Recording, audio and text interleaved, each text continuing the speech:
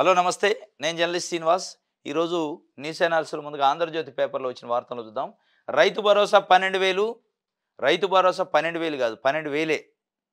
ఎందుకు అంటే కాంగ్రెస్ పార్టీ ఎన్నికల్లో హామీ ఇచ్చింది. తుక్కుగూడ బహిరంగ సభలో చెప్పింది. వరంగల్ డిక్లరేషన్‌లో చెప్పింది. ఏమని? వరంగల్ రైతు డిక్లరేషన్‌లో రాహుల్ గాంధీ, మల్లికార్జున ఖర్గే గారు, ప్రియాంక గాంధీ కూడా ఉన్నట్టుంది.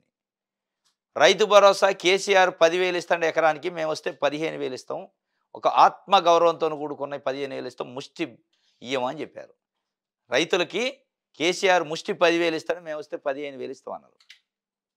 సంవత్సరం దాటింది. మంత్రివర్గ ఉపసంఘం వేశారు. దేనికోసం? 15,000 ఇయ్యాలనా? 12,000 ఇయ్యాలనే దానికోసం కాదు. ఎంతమందికి ఇయ్యాలా? ఎన్ని ఎకరాలు ఉన్నోళ్ళ వరకు సీలింగ్ పెట్టాలనే దానిపైన. ఇప్పుడు సీలింగ్ లేదు అన్నారు. మరి దేనికోసం వేసినట్టు? క్యాబినెట్ సబ్ కమిటీ అంటే రాళ్ళు, గుట్టలు, కొండలు వీటికి ఇవ్వకుండా ఉంటుంది. దానికోసం ఒక క్యాబినెట్ సబ్ కమిటీ, దానికోసం ఇన్ని రోజులు వెయిటింగు, రైతులు ఎదురుచూపులు. నువ్వు ఇచ్చింది ఎంత? 12,000. ఇది ఒక రకంగా కాంగ్రెస్ పార్టీ మాట తప్పినట్టు అవుతుంది. మోసం, దగ అని రైతాంగం మాట్లాడుకుంటున్నారు ఇవాళ. మీరు సరే 2 కార్లు పోయినాయి ఇప్పటికే. 2 కార్లు వదిలేశారు. జూన్‌లో పోయింది, డిసెంబర్‌లో పోయింది ఇయ్యలే. ఒకసారి 15,000 ఇస్తారని వాళ్ళు చూస్తాను. నువ్వేం చేసినావు? సావు కబురు సాలగా చెప్పినావు 12,000 అని. దానికి ఏం చెప్తున్నావు? మళ్ళీ ఇప్పుడున్న ఆర్థిక పరిస్థితుల దృష్ట్యా 12,000. మరి నెక్స్ట్ ఇయర్ ఉన్న దృష్ట్యా 10,000 చేస్తావా? ఆ నెక్స్ట్ ఇయర్ 8,000 చేస్తావా? ఆర్థిక పరిస్థితి దృష్ట్యా మీకు తెలియదా ఆర్థిక పరిస్థితి? 7,00,00,000 రూపాయలు కేసీఆర్ అప్పు చేసిండని 5 సంవత్సరాల నుంచి మొత్తుకుంటుంటారు మీరు. 7,00,00,000 అప్పు చేసినాక కూడా నేను 15,000 ఇస్తా అని చెప్తివి. ఇవాళ ఆర్థిక పరిస్థితి దృష్ట్యా 12,000 ఇస్తా అని 3,000 కోత పెడితే ఈ సంవత్సరం. వచ్చే సంవత్సరం ఇంకో 2 పెడతావా? 4 పెడతావా? అనేది ఇవాళ రైతాంగం మాట్లాడుకుంటున్నారు. అట్టర్ ఫెయిల్యూర్ అయింది.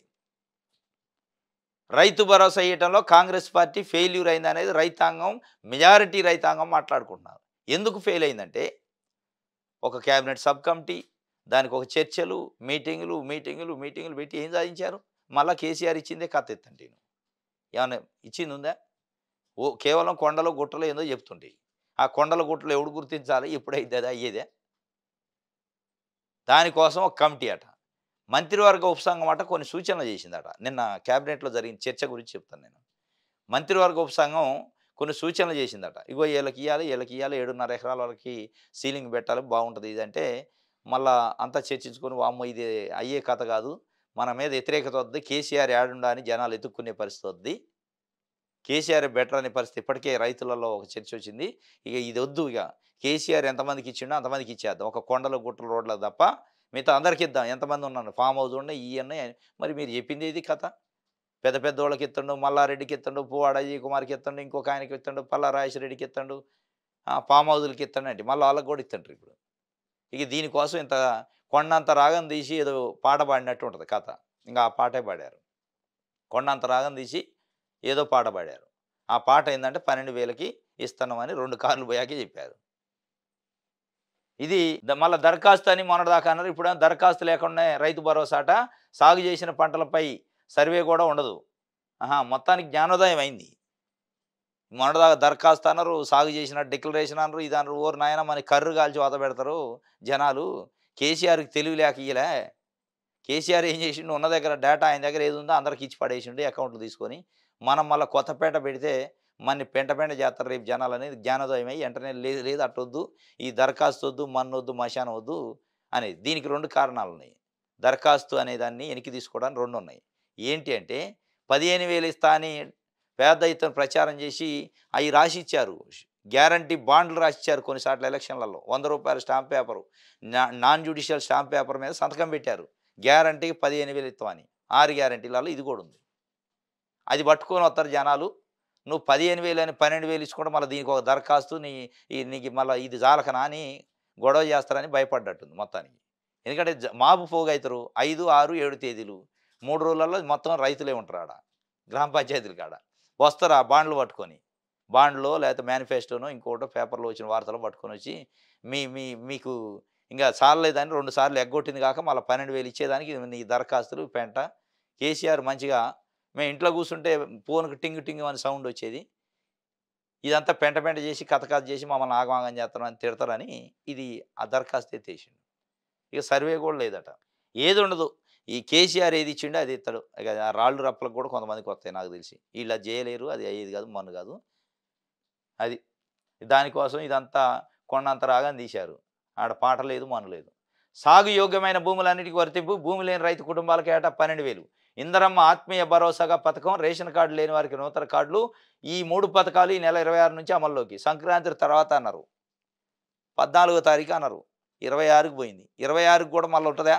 ఎందుకంటే ఎందుకు అనాల్సి వస్తుందంటే డిప్యూటీ సీఎం బట్టి విక్రమార్క గారు డిసెంబర్ 15 ఆ ప్రాంతంలో 28వ తారీఖు డిసెంబర్ 28 రోజు భూమి లేని నిరుపేదలకు 6,000 రూపాయలు జమేస్తాం అకౌంట్లో అన్నాడు. 28 వచ్చింది, మాట్లాడలే. మళ్ళీ ఇప్పుడు 26కి వచ్చింది అది. మరి 26 కూడా ఉంటుందా? మళ్ళీ 26 వచ్చాక మళ్ళీ మాట్లాడకుండా ఇంకో డేట్ చెప్తారా అనేది అనుమానం వస్తుందిగా సహజంగా. ఎందుకు అనుమానం వస్తుందంటే గుర్తించలే అసలు. సాగుకు భూమి లేనివాడు ఎవడు అనేది గుర్తించలే. ఆ రైతుల లిస్టే లేదు. భూమి లేని రైతుల లిస్ట్ లేదు ఇవాళ. లిస్ట్ లేకుండా 26 తారీఖు ఎట్టేస్తే మొత్తం పండగ సెలవులే ఉన్నాయి వచ్చే వారం అంతా. నువ్వు గుర్తించేది ఎప్పుడు, వాళ్ళకి వేసేది ఎప్పుడు? మళ్ళీ వ్యవసాయ యోగ్యమైన భూములన్నిటికాడ వ్యవసాయ యోగ్యమైన భూములు ఎట్లా గుర్తించాలి, ఎవరు గుర్తిస్తారో అది అయ్యేది ఎప్పుడు? ఇది ఒక రకంగా రైతు భరోసా విషయంలో మోసం జరిగింది, ఇది దగా చేసినట్టే. ఇది దగా భరోసా, ఇది మోసం అనేది రైతాంగం మాట్లాడుకుంటుంది. రైట్. బాలికల వాష్రూమ్లో సెల్ ఫోన్ కెమెరా పెట్టారట. వీళ్ళకి ఏం పోయే కాలం వచ్చిందో కానీ, పోరగాళ్ళు చదివేది ఏందో కథ అయిందో కానీ, ఆడ పనిచేసే మరి వాళ్ళు సిబ్బంది కానీ చదువుకునే పోరగాళ్ళు బాయ్స్ తీసుకుపోయి సెల్ ఫోన్లు పెట్ట, బాత్రూంలలో అమ్మాయిల బాత్రూంలలో కెమెరాలు పెట్ట. ఏమి ఆనందం ఇది? పైచాచిక ఆనందం కాకపోతే ఏం చదువుతున్నాడు, సమాజాన్ని ఎటు తీసిపోతున్నట్టు. నిన్న మొన్న సీఎంఆర్ కాలేజీలో పెద్ద గొడవ అయింది. కెమెరాలు పెట్టారు బాత్రూంలలో అని రోడ్ల మీదకి వచ్చి అమ్మాయిలు పెద్ద ఎత్తున ఆందోళన చేశారు. అది మర్చిపోకముందే మహబూబ్నగర్లో పాలిటెక్నిక్ కాలేజ్ అట. బాధితురాలు ఫిర్యాదు చేసిందట. సెల్ ఫోన్లో బాత్రూంలో పెట్టిండట ఒకడు, సెల్ ఫోన్ పెట్టిపోయిందట. చూసి పెడితే ప్రిన్సిపాల్ బాధితురాలు ఫిర్యాదు చేసినా మౌనంగా ఉన్నాడు ప్రిన్సిపాల్. మౌనం అంటే మరి ఆయన ఏమైనా పాత్ర ఉందో ఏం కథ? మౌనంగా ఉంటాయింది దరిద్రంగా. వాడు ఎవడో పట్టుకొని కేసు పెట్టాలి, లోపటేయాలి. కానీ మౌనంగా ఉంటాయింది. మౌనంగా ఉండటం అంటే అర్థమైంది 2 ఉంటాయి ఇందులో. ఒకటి ఆయన పాత్ర అని ఉండాలి, 2 కాలేజీ పరుగు పోద్ది బయటికి వెళ్తాయని మౌనంగా ఉండాలి. అంటే కాలేజీ పరుగు పోద్ది అని మౌనంగా ఉండగానే అమ్మాయిల పరుగు పోతే ఏం కావాలి మరి? అమ్మాయిల ఆత్మగౌరవం, అమ్మాయిల ఆత్మాభిమానం వాటిని గుర్తించొద్దా ఒక ప్రిన్సిపల్గా? ఇది మహబూబ్నగర్లో జరిగింది. నిన్న పూర్వ విద్యార్థి పని అంటే నిందితుడిని అరెస్ట్ అయితే చేశారట. విద్యార్థి ఆందోళనతో దద్దరిల్లిందట ప్రాంగణం. కేంద్రంలో చక్రం తిప్పుతాం అంటాడు కేటీఆర్ గారు. చంద్రబాబు నితీష్లా మనకు ఒక రోజు వస్తుంది, చిన్న పొరపాటుతో అసెంబ్లీ ఎన్నికలు ఓడిపోయాం, సీఎం చీఫ్ మినిస్టర్ కాదు కట్టింగ్ మాస్టర్, ఫార్ములా కేసులో విచారణకు హాజరవుతా. కేంద్రంలో చక్రం తిప్పుతాడట. ఇక్కడనే లేదు చక్రం, ఆడ తిప్పుతూ. మొత్తం 17 ఎంపీలు పోటీ చేస్తే ఒకటి రాలే. చక్రం తిప్పేది ఉంటే 29 తర్వాత తిప్పుతాం, ఇప్పుడైతే లేదు కదా. ఆ తిప్పే రోజు ఉన్న రోజే తిప్పలే మీరు చక్రం. 2014లో ఎంపీలు వచ్చారు మీకు బాగానే. 2018లో కూడా 19లో కూడా గెలిచారు ఎంపీలు. తిప్పలేదుగా చక్రం, 9 మంది ఎంపీలు గెలితే. కానీ భవిష్యత్తులో తిప్పుతారట. నితీష్ కుమార్ చంద్రబాబు లాగా మనకి కూడా ఒక రోజు వస్తుంది అంటుండు. వస్తే రావచ్చు, ప్రజలు ఇస్తే రావాలి. రైట్. ఇది ఆంధ్రజ్యోతికి సంబంధించి.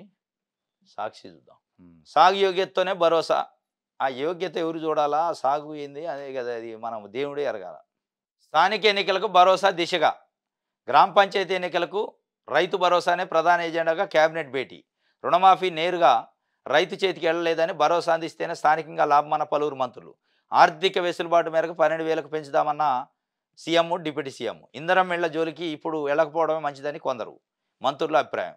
రేషన్ కార్డులు వీలైనంత త్వరగా పంపిణీ చేయాలని ప్రతిపాదనలపై చర్చ. ఇంధనం ఇళ్ల విషయంలో ఇప్పుడు దాన్ని గదిలిపోవడమే మంచిది, కందిరీగా తుట్టిన గదిలిస్తే మనకే కొడతాయిరా నాయన అనుకుంటున్నారు. ఎందుకంటే అది ఇయ్యలేరు. కావాల్సిన వాళ్ళు ఎక్కువ మంది ఉన్నారు, ఇచ్చేయం తక్కువ ఉన్నాయి. ఇక పంచేది ఎట్లా వాటిని? ఎందుకంటే కాంగ్రెస్ పార్టీ నాయకులు, మండల నాయకులు, గ్రామ నాయకులు గ్రామాలలో తిరగరు. నిజంగానే ఇంధనం ఇళ్ళు ఇస్తే వాళ్ళు ఇచ్చేది ఊరికి 35, 40 ఇస్తారు. ఆడ 400, 500 మంది వాంటింగ్ ఉంది. 400, 500 మందిని సాటిస్ఫై చేయాలంటే కనీసం ఒక 100, 150 ఇండ్లు ఇస్తే ఏమన్నా కొత్త ఫస్ట్ లిస్ట్ ఉంది, సెకండ్ లిస్ట్ ఉందని చెప్పొచ్చు. ఇచ్చేదే 35, ఆడ 400లలో వాంటింగ్ ఉంది. కాబట్టి దాని జోలికి పోకుండా బెటర్ అంటున్నారట. కేసీఆర్ కథ అయింది. కేసీఆర్ కూడా అట్లే పోవాలి. డబుల్ బెడ్రూమ్లని గవకం నోరు జారినా ఇచ్చే పరిస్థితి లేదని ఆయన ఆగిండు. ఇది మొత్తానికి స్థానిక ఎన్నికల కోసం ఇస్తారట భరోసా. రైతుల కోసం ఇయట్లే. రైతులకు పెట్టుబడి సాయం కోసం ఇయట్లే. గ్రామ పంచాయతీ, ఎంపీటీసీ ఎన్నికలున్నాయి. కాంగ్రెస్ పార్టీకి ఓట్లెయ్యరు రైతులు, వ్యతిరేకత వస్తదనే ఉద్దేశంతోనే ఇస్తాడట. ఇచ్చినా గానీ వ్యతిరేకతే ఉంటది. మీరు మీరు పాటిస్తున్న పద్ధతి బాగాలే. ప్రభుత్వం తీసుకున్న చర్యలు గానీ, ప్రభుత్వం వ్యవహరిస్తున్న తీరు బాగాలే. రైతులకిచ్చే భరోసా కోసం ఇటు తిప్పి, అటు తిప్పి, అటు తిప్పి, ఇది మెలకలు, ఈ మెలక, ఆ మెలక, ఆ మెలక చివరికి తిప్పి ఏ మెలక్కొచ్చిందంటే కేసీఆర్ మెలక్కే వచ్చింది. కేసీఆర్ ఏది ఇత్తండో అదే ఇత్తండు. ఏముంది సంవత్సరంలో సాధించింది ఏముంది చెప్పు? క్యాబినెట్ కమిటీ, సబ్ కమిటీ, ఈ కమిటీలన్నీ ఏం సాధించినయి? ఏమొచ్చింది? ఏమి రాలే. వచ్చింది ఏందంటే ప్రభుత్వానికి ఆదా వచ్చింది. జూన్‌లో ఇయ్యాల్సింది, డిసెంబర్‌లో ఇయ్యాల్సింది ఆదా అయింది. ఆదా అయ్యి ఒక 3,000 కటింగ్ పెట్టారు ఎకరానికి ఇస్తున్నాను దానికి. తప్ప ఏమి వచ్చింది లేదు, పోయింది లేదు. 2,00,000 వరకు రుణమాఫీ చేసినా గానీ ఆ డబ్బులు డైరెక్ట్‌గా రైతుల ఖాతాలోకి పోలా. దానివల్ల రైతులు ఆగ్రహంగా ఉన్నారు కాబట్టి ఈ రైతు భరోసా అన్న డైరెక్ట్‌గా వాళ్ళ అకౌంట్‌లో ఏస్తే మనకు ఓట్లేత్తారని వాళ్ళు చూస్తున్నారు. ఇది సాక్షి, దిశ పేపర్. జర్నలిస్టు ముఖేష్ హత్య కేసులో కాంట్రాక్టర్ అరెస్ట్ అయిందట. హైదరాబాదులో అదుపులో తీసుకున్న బీజాపూర్ పోలీసులు. బీజాపూర్‌కు చెందిన జర్నలిస్టు ముఖేష్ చంద్రకార్ హత్య కేసులో నిందితుడిగా భావిస్తున్న కాంట్రాక్టర్ను పోలీసులు శనివారం అరెస్ట్ చేశారు. మరో ఇద్దరిని సైతం అదుపులో తీసుకున్నారు. ముగ్గురిని అదుపులో తీసుకున్న పోలీసులు విషయాన్ని బస్తర్ రేంజ్ ఐజీ సుందర్ రాజ్ చెప్పిండట. ఈయన జర్నలిస్ట్ ముఖేష్ అట పాపం. ఇది ఛత్తీస్‌గఢ్‌కి సంబంధించి జర్నలిస్ట్ ఆయన. అక్కడ ఒక 126 కోట్ల రూపాయల ఒక రోడ్డు కాంట్రాక్టర్‌కి సంబంధించి అవినీతిని బయటపెడితే డైరెక్ట్ కాంట్రాక్టర్ హత్య చేసి వాళ్ళ ఇంట్లోనే పెట్టిండట శవాన్ని, జర్నలిస్ట్‌ని, సీనియర్ జర్నలిస్ట్. హత్య చేసి మళ్ళా తప్పించుకొని తిరుగుతుంటే హైదరాబాద్‌లో నిన్న అరెస్ట్ చేశారట. ఇది జర్నలిస్టుల పైన దాడులు, హత్యలు, నిర్బంధాలు, కేసులు అంటే ఇదే. హత్య చేసిండు, డైరెక్ట్ కోసి పడేసిండట. 5, 6 రోజులు ఇంట్లోనే పెట్టుకున్నాడు శవాన్ని. డెడ్ బాడీని పెట్టుకొని ఇగో ఇది ఇట్లుంటది మీ సంగతి, జర్నలిస్టులు ఎవడన్నా బయటికి తీస్తే నా గురించి అని చెప్పిండట. ఆయన్నేమన్నా మరి పార్టీ నుంచి సస్పెండ్ చేస్తారా? లేదా కాంట్రాక్టరా? మరి ఎవరికో లింక్ ఉంటది. దాంట్లో ఉట్టిగా ఉండడు కాంట్రాక్టర్ అంటే. ఏదైనా మంత్రికో, ఎమ్మెల్యేకో లింక్ ఉంటది. అంటే ఎవడిని పట్టించుకోరు. మేడిగడ్డ కూలడానికి కాంగ్రెస్ వాళ్ళే కారణమట. వాళ్ళే ప్రాజెక్ట్‌ని ఏం చేసుకుంటారు? ఏం చేసుంటారు? ఏదో చేసి ఉంటారు. సిరిసిల్లలో భూ కబ్జా అని అవలేగాళ్ళు వార్తలు రాస్తుండ్రు. అవలేగాళ్ళట. చూడు నెత్తికెక్కింది అహంకారం. వార్తలు రాసేటోళ్ళని జర్నలిస్టులు అంటారు. అవలేగాళ్ళు అనరు. మనల్ని ఇబ్బంది పెడుతున్న వారి పేర్లు రాసుకుంటున్నాం. టైం వచ్చినప్పుడు మితితో సహా చెల్లిద్దాం. సీఎం కటింగ్ మాస్టరు, అందుకే ప్రతి దాంట్లోనూ కోతలు పెడుతుండని కేటీఆర్ చెప్తుండు. మేడిగడ్డ కూలటానికి కాంగ్రెస్ వాళ్ళు కారణం అట. సిరిసిల్లలో భూ కబ్జాలు జరిగినాయని అవిలేగాళ్ళు వార్తలు రాస్తుండట. అధికారం పోయినా ఆంభావం తగ్గలే. ఇది దిశ. వెలుగు చూద్దాం. పేరెంట్స్ ఓకే అంటేనే పిల్లలకు social media account, data protection rules ముసాయిదా విడుదల చేసిన కేంద్రం. రూల్స్ ఉల్లంఘించే కంపెనీలకు 250 కోట్ల దాకా ఫైన్. డ్రాఫ్ట్ రూల్స్పై ఫిబ్రవరి 15లో ఫీడ్బ్యాక్. పేరెంట్స్ ఓకే అంటేనే పిల్లలకు సోషల్ మీడియా. ఇలా దురదృష్టం ఏంటంటే పేరెంట్స్ ఇంట్లో తల్లికి ఫోన్ ఉంటుంది, తండ్రికి ఫోన్ ఉంటుంది, ఇంకేమైనా పెద్దోళ్ళు ఇంకెవరు ఉంటే వాళ్ళకందరికీ స్మార్ట్ ఫోన్లు ఉన్నాయి. ఈ స్మార్ట్ ఫోన్ల ఎఫెక్ట్ నిన్న ఎక్కడ చూశాను నేను సోషల్ మీడియాలో. 5వ తరగతి చదువుతున్న అమ్మాయిని ఒకడు కిడ్నాప్ చేసి తీసిపోయాడు. మభ్యపెట్టి ప్రేమ పేరుతో 5వ తరగతి అమ్మాయిని 16 సంవత్సరాల పిల్లగాడు తీసిపోయాడు. ఏంటి అంటే ఇన్‌స్టాగ్రామ్ ఉందట వాళ్ళ తల్లి ఫోన్‌లో. ఆ పాప వాళ్ళ తల్లి ఫోన్‌లో ఇన్‌స్టాగ్రామ్ ఉంటే ఆ ఇన్‌స్టాగ్రామ్‌ని ఓపెన్ చేసేదట ఈ పాప. తల్లి ఏదో పనిలో ఉన్నప్పుడు ఇన్‌స్టాగ్రామ్ ఓపెన్ చేసి దాంట్లో చాటింగ్ చేస్తా ఒకడు టచ్ అయ్యిండు. 16 సంవత్సరాల పోరగాడు. వాడు టచ్ అయ్యి వాడు మభ్యపెట్టిండు, తీసుకెళ్ళిండు. లేపపోయి ప్రేమ అని చెప్పిండట. ఇద్దరు మైనర్సే. వీళ్ళు మొత్తం కంప్లెయింట్ ఇచ్చి మిస్సింగ్ కంప్లెయింట్ అదే ట్రేస్ చేసి పట్టుకొస్తే ఏంది అసలు ఎందుకు పోయినావంటే ఇది కథ చెప్పిందట. అంటే పేరెంట్స్ కూడా జాగ్రత్తగా ఉండాలి. మొబైల్ ఫోన్లు పిల్లలకి ఇచ్చి మనం ఏదో పని చేసుకుంటుంటే వాళ్ళు ఫేస్‌బుక్‌లో ఓపెన్ చేయ, ఇన్‌స్టాగ్రామ్‌లో ఓపెన్ చేయ, ఇంకేందో యాప్‌లు ఓపెన్ చేయ, ఇంకేందో చేయ. షేర్ చాటింగ్‌లని, ఈ చాటింగ్‌లని చేసి చిన్న చిన్న పిల్లలు పాపం వాళ్ళ భవిష్యత్తు ఆగమైపోద్ది. కాబట్టి దానికి సంబంధించి పేరెంట్స్ ఓకే అంటేనే పిల్లలకు సోషల్ మీడియా అకౌంట్ అని కేంద్రం కూడా ఒక చట్టం తేబోతుందట. రాళ్ళు రప్పలకు బంధు, వ్యవసాయానికే భరోసా. దీనికోసమే క్యాబినెట్ సబ్ కమిటీ వేశారు. ఈ మొక్క చెప్పడానికి 2 గంటలు నిన్న కూర్చుంటే అయిపోయింది కథ అంతా. ఆ 2 గంటలు ఎప్పుడో జూన్‌లో కూర్చుంటే అయిపోయేదిగా. క్యాబినెట్ ఒక 2 గంటలు కూర్చుంటే ఎవరికి ఇవ్వాలో ఎవరికి ఇవ్వద్దో తేలిపోయింది. దీనికోసం క్యాబినెట్ సబ్ కమిటీ వాళ్ళు చర్చల మీద చర్చలు, చివరికి ఏం సాధించారంటే శూన్యం, ఏం లేదు. కొండను తవ్వి ఎలకన పట్టినట్టు అయింది కథ. దానికోసం జిల్లాలలో అభిప్రాయ సేకరణ, ఎవరికి ఇవ్వాలి, ఎవరికి ఇవ్వద్దు, ఎటు పోయినాయి ఇవన్నీ. చివరికి ఏం చేశారో తెలుసా? క్యాబినెట్ అంతా కూర్చొని ఈ మంత్రివర్గ ఉపసంఘం ఇచ్చింది ఇట్లా మనం చేస్తే మన బట్టలు ఉడదీతారని ఇదంతా అవసరం లేదు దాన్ని పక్కన పారేయండి అన్నారు. మన్ని బట్టలు ఉడదీసి ఉరికిస్తారు. ఈ ఏదొద్దు పక్కన పడేసి మనం ఎట్టయితే కేసీఆర్ ఇచ్చిండో దాంట్లోనే పోదాం అన్నారు. దీనికోసం రైతులకి ఏం అర్థం కావట్లేదు. ఇదేంది ఏదో చేసిండు ఏదో చేసి ఏటో దేశపోయి ఏమి లేదని 15,000 ఇస్తామని వంచిస్తున్నారు. రైతు భరోసాను రైతు గుండె కోతగా మార్చారని హరీష్ రావు చెబుతుండు. వంచారు అని చెప్పి. ఈళ్ళకి మంచి ఆయుధం దొరికింది. ఇది కోతల ప్రభుత్వం ఎకరానికి 10,000 ఇస్తాం 15,000 ఇస్తామని చెప్పి మాట తప్పుతారా అని బండి సంజయ్ అంటుండు. బీజేపీకిను బీఆర్ఎస్‌కి అయితే మంచి ఆయుధం దొరికింది రైతు భరోసా. ఎందుకంటే వాళ్ళు ఇచ్చారు కదా! ఈయనేదో పొడుస్తున్నాడు కదా! పొడవలేదు కదా! ఇప్పుడు మంచి ఆయుధం దొరికింది.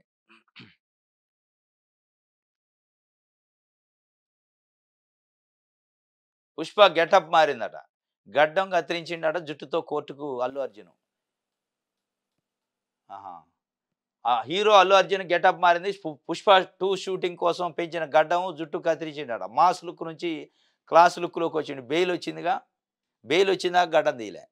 బెయిల్ రాగానే గడ్డం గిడ్డం తీసి మంచిగా స్మార్ట్ అయిండట. క్లాస్‌కి వచ్చిండు. మొన్నటిదాకా మాస్‌గా ఉండు. అంతా రోడ్లెంబట తిరిగేటోడు లెక్క ఉండు. ఎందుకంటే ఆ పుష్పాలో అది ఆ గెటప్ అది కదా! దాన్ని తీసి మంచిగా వచ్చిండు నిన్న. మరి జడ్జి ఏమన్నా అంటాడు అనుకుంటే ఏం కథో గాని భయానికే తెలవదు. నిన్న నాంపల్లి కోర్టులో మేజిస్ట్రేట్ గారి ముందు హాజరైండు. పర్సనల్ బాండ్ 50,000 పూచీకత్తు ఇద్దరు షూరిటీలను కోర్టుకు అందించారు. అల్లు అర్జున్ మామ చంద్రశేఖర్ రెడ్డి, ఆయన పర్సనల్ మేనేజర్ షూరిటీలుగా ఉన్నారు. సంధ్యా థియేటర్‌లో తొక్కిసలాట కేసులో అల్లు అర్జున్‌కు Nampally sessions court regular bail మంజూరు చేసిన సంగతి తెలిసిందే. బెయిల్ కండిషన్స్‌లో భాగంగా వ్యక్తిగతంగా కోర్టుకు హాజరయ్యారు. కోర్టు ఆదేశాల మేరకు షూరిటీలు సమర్పించారు. ఇక ఈయన వాయిదా ఉన్నప్పుడల్లా ఆడ అలజడి ఉంటది నాంపల్లి కోర్టులో. పోలీసులు వందల మంది ఉండాలా. ఆడ సెక్యూరిటీ కథ. ఇక మామూలుగా వచ్చే క్లయింట్లు, అడ్వకేట్లు నానా తిప్పలు పడాల. ఈళ్ళు చేసిన ఘనకార్యాలు ఎట్టుంటాయి. ఆడికి పోయిండు. ఆడ తొక్కేసలాట జరిగింది. ఒక మహిళ చనిపోయింది. కుటుంబం అంతా రోడ్డున పడ్డది. ఆడ 2 కోట్లు ఇచ్చినట్టు చేశారు. మళ్ళీ ఈయన వాయిదాకు వచ్చినప్పుడల్లా ఇదో పెద్ద తతంగం. మళ్ళీ దానికోసం టీవీ ఛానల్ ఆడ స్టాండ్‌లు పెట్టుకొని కూసోవాలా. ఎప్పుడొత్తడా? ఎప్పుడొత్తడా? అని బ్రేకింగ్‌లు. ఇదంతా ఈ జనాలకు ఉపయోగపడేది కాదిది.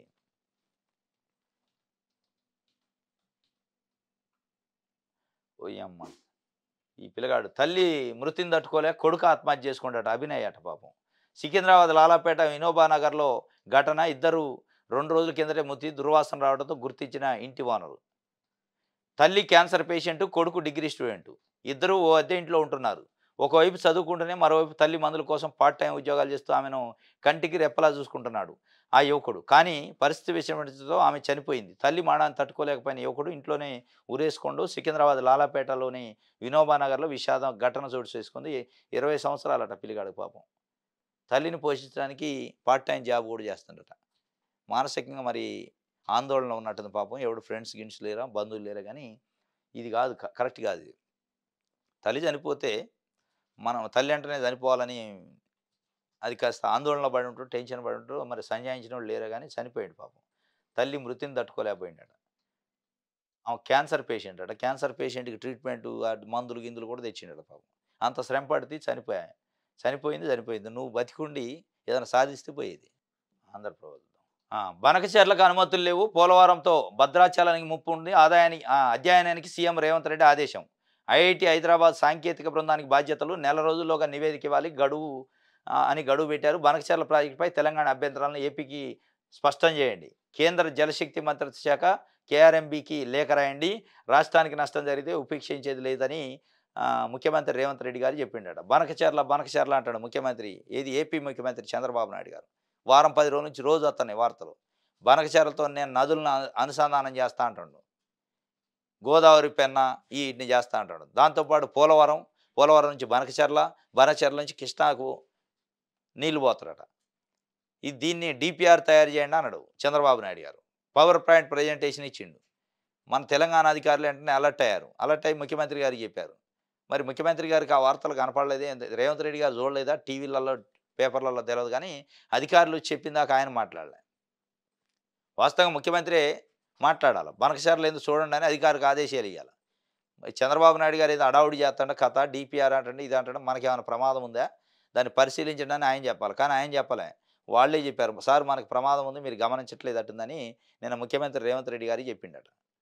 చెప్తే లేదు అట్లా కుదరదు, మీరు అబ్జెక్షన్ లెటర్ రాయండి ఏపీసీఎస్కి, ఆ నుంచి జలశక్తి మంత్రికి, గోదావరి రివర్ బోర్డు కూడా రాయండి అని చెప్పిండట. యాక్టివ్ ఉండాలి ముఖ్యమంత్రి గారు. ముఖ్యమంత్రి స్థాయిలో ఉన్నప్పుడు మీరు బయట రాష్ట్రాల్లో ఏం జరుగుతుంది ఈ కథ కూడా గమనిస్తారు కదా. వెంటనే మీరు అలర్ట్ చేయాలి ప్రభుత్వ అధికారులని. అధికారులే మిమ్మల్ని అలర్ట్ చేసే పరిస్థితి ఉంటే ఎట్టా? మొత్తానికైతే దాంట్లో అనుమతులు లేవట. అనుమతులు లేకుండా కట్టడానికి లేదు. కాబట్టి మరి ఏం చేస్తాడు చంద్రబాబు నాయుడు గారేమో అక్కడ అధికారం ఉంది. కేంద్రంలో కూడా ఆయనే కదా కూటమిలో భాగస్వామి. ఇక్కడ అధికారం ఉంది. మరి ఈయనేమో ఆయన శిష్యుడు అంటున్నారు. మొత్తాన్ని తెలంగాణకి ఏమన్నా నష్టం చేసేవారని చేస్తారు కానీ లెటర్ అయితే రాయమన్నాడు మరి. లెటర్ అంటే మరి నేను గిచ్చినట్టు చేస్తాను నువ్వు ఏడ్చినట్టు చేయనే లెటరా ఇది నిజంగా అనేది తర్వాత తెలుస్తుంది మనకి. రైట్. ఇది దేశంలోనే చెత్త కేసు అట. ఏంటిదంటే కేటీఆర్ పైన పెట్టిన కేసు ఫార్ములా ఈ రేసింగ్ కేసు చెత్త కేసు అని సూర్యాపేట ఎమ్మెల్యే మాజీ మంత్రి జగదీష్ రెడ్డి చెప్తుండు. రైతు భరోసాపై ప్రశ్నిస్తారని కేసులతో పక్కదారి పెడుతున్నారు. రైతులను దొంగలుగా చూస్తున్నారు. రైతులకు షరతులు దుర్మార్గపు చర్య తీసుకొచ్చిన అప్పులతో ఏం చేశారు మాజీ మంత్రి సూర్యాపేట ఎమ్మెల్యే గుంతకండ్ల జగదీష్ రెడ్డి చెప్తుండు. ఇది దేశంలోని చెత్త కేసు అంటుండు. ఈయన లొటపీస్ కేసు అన్నాడు, ఆయన చెత్త కేసు అంటుండు. మరీ కేటీఆర్ అయితే అహంభావం లొటపీస్ కేసు అట. మరీ ఘోరం. ఇప్పుడు కేసు అంటే పోలీసులు ఇన్వెస్టిగేషన్ చేయాలా, ఈ మేజిస్ట్రేట్లు దాన్ని విచారణ చేస్తారు. మేజిస్ట్రేట్ విచారణ చేసే కేసుని లొటపీస్ కేసు అంటే బెయిల్ ఇస్తారు. రేపు ఒకవేళ అరెస్ట్ అయితే జడ్జి ముందుకు పోదు ఫైలు. మీ లాయర్ పోతాడు, సార్ కేటీఆర్ గారు ప్రజాప్రతినిధి ఆయన బెయిల్ ఇవ్వండి ప్రజలకు సేవ చేయాలి సిరిసిల్ల పోవాలంటారు. అదే అంటారు. అసెంబ్లీ ఉంటేనే అసెంబ్లీకి పోవాలంటారు. లేదు నాయన ఆయన లొటపీస్ కేసు అంటే లొటపీస్ కేసు బెయిల్ ఎందుకు అవసరం లేదుగా అంటారు వాళ్ళు. కేసులలో లొటపీస్ కేసులు గట్టి కేసులు ఉండవు. కేసే ఉంటుంది. అది ఫేకా ఇంకోట తర్వాత తెలుస్తుంది. ఆయన అదంటే ఇలా చెత్త కేసు అని మాజీ మంత్రి జగదీష్ రెడ్డి గారు అన్నాడు. ఇది ఆంధ్రప్రభకు సంబంధించి నవ తెలంగాణ. సాగు భూములకే రైతు భరోసా ఎకరానికి 12,000 చెల్లింపు రాళ్లు రప్పలు రియల్ ఎస్టేట్లకు వర్తించదు. ఇందిరమ్మ ఆత్మీయ భరోసా కింద భూమి లేని పేదలకు 12,000 మంచిది. కానీ ఆ భూమి లేని పేదలోడు ఇంత గుర్తించలే. ఇంకేడా సమగ్ర శిక్షా ఉద్యోగులను వెంటనే చర్చలకు పిలవాలని వాళ్ళు పాపం వాళ్ళ గోస కాదు. ఇప్పుడు నెల రోజుల నుంచి రోజు రోడ్ల మీదనే ఉంటున్నారు సమగ్ర శిక్షా ఉద్యోగులు. సీఎం రేవంత్ రెడ్డికి సమగ్ర శిక్షా ఉద్యోగుల సంఘం డిమాండ్ చేసింది. పే స్కేలు బేసిక్ పే గురించి మాట్లాడకుండా దాటవేద్దోరని తగదు. రాష్ట్రంలో సమ్మె చేస్తున్న సమగ్ర శిక్షా ఉద్యోగులను ముఖ్యమంత్రి రేవంత్ రెడ్డి వెంటనే చర్చలకు పిలవాలని తెలంగాణ సమగ్ర శిక్షా ఉద్యోగుల సంఘం రాష్ట్ర అధ్యక్షుడు దుండిగల యాదగిరి డిమాండ్ చేశారు. సమగ్ర శిక్షా ఉద్యోగులను రెగ్యులరైజ్ చేయలేమని, అది కేంద్ర ప్రభుత్వ పథకమని, న్యాయ సమస్యలు ఉత్పన్నం అవుతాయంటూ సీఎం మాట్లాడినట్టు మీడియాలో వచ్చిందని తెలిపారు. కానీ మిగతా సమస్యల గురించి రేవంత్ రెడ్డి మాట్లాడలేదని, పే స్కేల్ అమలు బేసిక్ పే గురించి కూడా మాట్లాడకుండా దాటవేత ధోరణి ప్రదర్శించడం ఎంతవరకు సమంజసమని శనివారం ఒక ప్రకటనలో ప్రశ్నించారు. ఎన్నికల ముందు 2023 సెప్టెంబర్ 11 హనుమకొండలో సమగ్ర శిక్షా ఉద్యోగుల సమస్యలు పూర్తిగా తమకు అవగాహన ఉందంటూ రేవంత్ రెడ్డి మాట్లాడారని గుర్తు చేశారు. అధికారంలోకి వచ్చినాక నెల రోజుల్లోపు సచివాలయానికి పిలిచి అన్ని సమస్యలు చేస్తామని చెప్పారు. ప్రతిపక్షంలో ఉన్నప్పుడు ఒక మాట, అధికారంలోకి వచ్చాక మరో మాట మాట్లాడితే దాటవేత ధోరణి ప్రదర్శించడం సీఎం రేవంత్ రెడ్డికి తగదని హెచ్చరించారు. వాస్తవమే. సెప్టెంబరు 13, 2023 రేవంత్ రెడ్డి గారు పిసిసి అధ్యక్షుడు సమగ్ర శిక్షా ఉద్యోగులు వరంగల్ హనుమకొండలో నిరసన దీక్ష చేస్తుంటే అడిగిపోయిండు.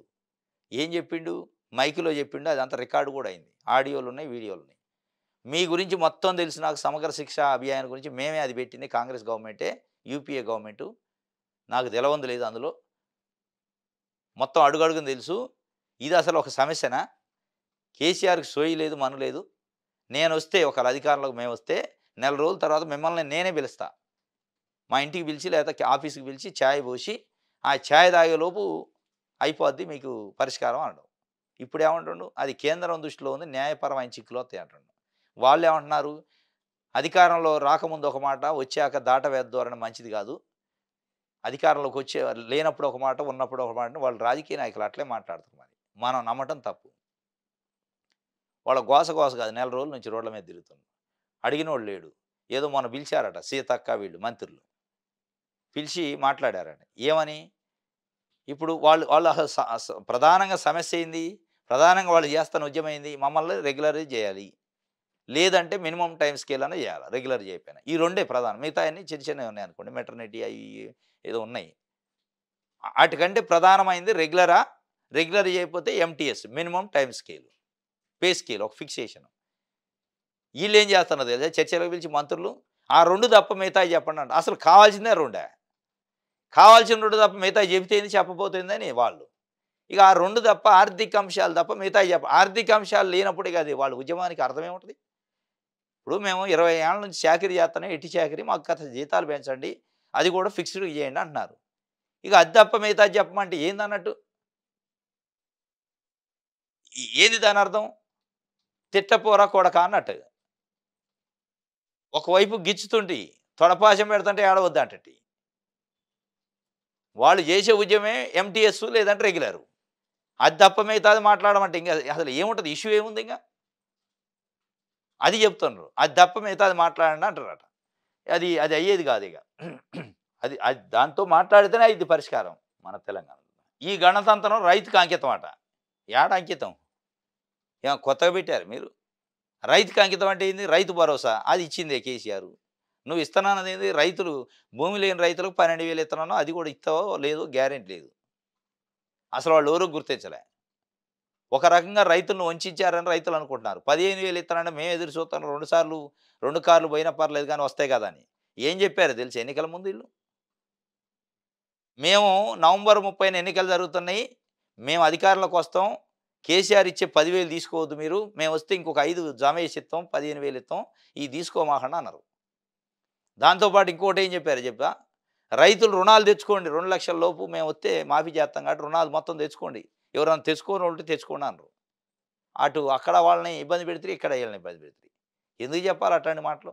మేము వస్తాం మీరు తీసుకోవచ్చు రైతు భరోసా 15,000 వస్తాయి. 5,000 ఎక్స్‌ట్రా వస్తాయి మీకేంటి? ఇయాల ఏం చెప్తున్నా? ఇయాలున్న ఆర్థిక పరిస్థితి దృష్ట్యా 12,000 ఇస్తాను అంటున్నాం. ఆ ఆర్థిక పరిస్థితి అప్పుడు తెలవదా?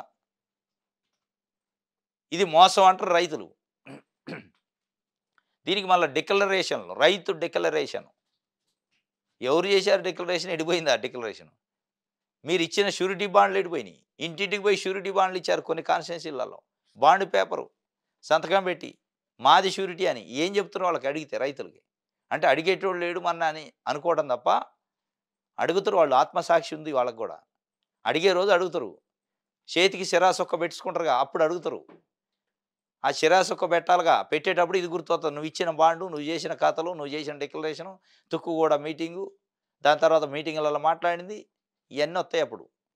రేవంత్ అట కటింగ్ మాస్టర్ అట. కటింగ్ చేస్తాను కాబట్టి కటింగ్ మాస్టరు. ఆ! ఇది ఈరోజు న్యూస్ అనాలిసిస్. రేపు తాజా వార్తలతోని తిరిగి కలుసుకుందాం. Thank you.